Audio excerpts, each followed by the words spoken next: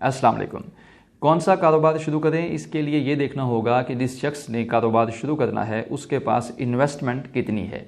तो मिसाल के तौर पर एक शख्स ऐसा है जिसके पास लो इन्वेस्टमेंट है या बिल्कुल ना होने के बराबर है, और एक शख्स के पास एक मुनासिब इन्वेस्टमेंट मौजूद है। तो हम पहले उसकी बात कर लेते हैं जिसके पास लो है।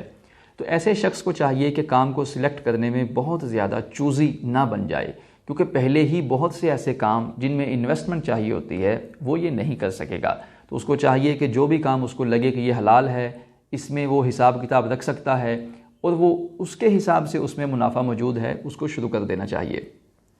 लेकिन इन्वेस्टमेंट का कम होना ये परेशानी की बात नहीं है, बल्कि अगर उसके अंदर काम का जज्बा नहीं है तो ये परेशानी की बात है। क्योंकि आप दुनिया के अंदर किसी भी बिज़नेस में कामयाब तरीन जो 10 लोग देखेंगे उसमें से 7 और 8 आउट ऑफ 10 जो आपको देखेंगे वो ऐसे लोग होंगे जिन्होंने बहुत छोटे दर्जे से काम शुरू किया होगा। इसलिए कम इन्वेस्टमेंट का होना या छोटे दर्जे से काम का शुरू करना ये किसी परेशानी की बात नहीं है।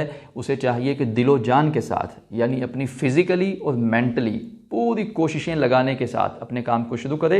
इंशाअल्लाह अल्लाह ताला उसमें बरकत डाल देगा। अब हम देखते हैं कि जिस शख्स के पास एक मुनासिब इन्वेस्टमेंट मौजूद है वो क्या करे। उसको भी देखना होगा कि काम हलाल हो, उसमें हिसाब किताब रख सकता हो और वो उसके हिसाब से मुनाफा उसमें मौजूद हो। लेकिन यहाँ उसके लिए एक बहुत अहम बात यह है कि उसने ये देखना है कि वो जो काम शुरू करे वो काम एक्सपेंडेबल होना चाहिए। वो काम ऐसा होना चाहिए जिसको मुस्तकबल में वो बढ़ा सके, जिसके अंदर वो मज़ीद इन्वेस्टमेंट ऐड कर सके, अपने कारोबार को ज़्यादा ग्रो कर सके। होता यह है कि जब कोई शख्स काम शुरू कर लेता है तो बाज़ औक़ात अपनी ज़िंदगी के जो गोल्डन, जो बड़े शानदार किस्म के 5-10 साल होते हैं वो किसी भी काम में लगाने के बाद उसको समझ में आती है कि अब पैसा तो कमा लिया है, लेकिन जो काम वो कर रहा है उसमें मज़ीद इन्वेस्टमेंट ऐड नहीं कर सकता।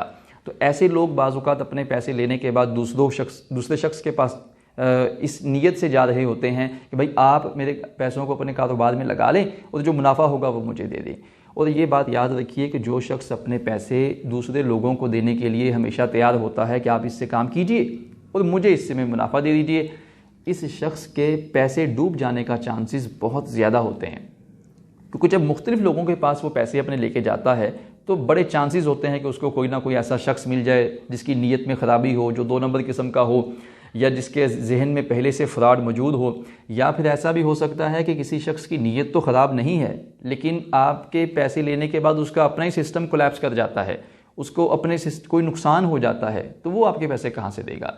तो इसलिए आपको चाहिए, सलूशन क्या है कि जब आप काम शुरू करें आप तभी ध्यान रखें कि आपने वो काम शुरू करना है जिसको मुस्तकबिल में बढ़ाया जा सके, जिसमें ज़्यादा इन्वेस्टमेंट को ऐड किया जा सके।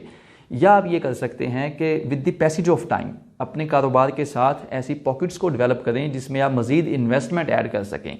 आप एक फार्मूला जहन में रख लीजिए कि जितनी इन्वेस्टमेंट आपके पास मौजूद हो, आपके पास उससे डबल जो है वो पॉकेट मौजूद होनी चाहिए। और ये आप शुरू में भी देख सकते हैं और आप उसको ग्रेजुअली आहिस्ता आहिस्ता बना भी सकते हैं। तो मेरी अल्लाह तबारक व तआला से दुआ है कि आप लोगों के कारोबार में बहुत ज़्यादा बरकत डाले और आपको हलाल काम करने की तौफीक अता फरमाए। आमीन।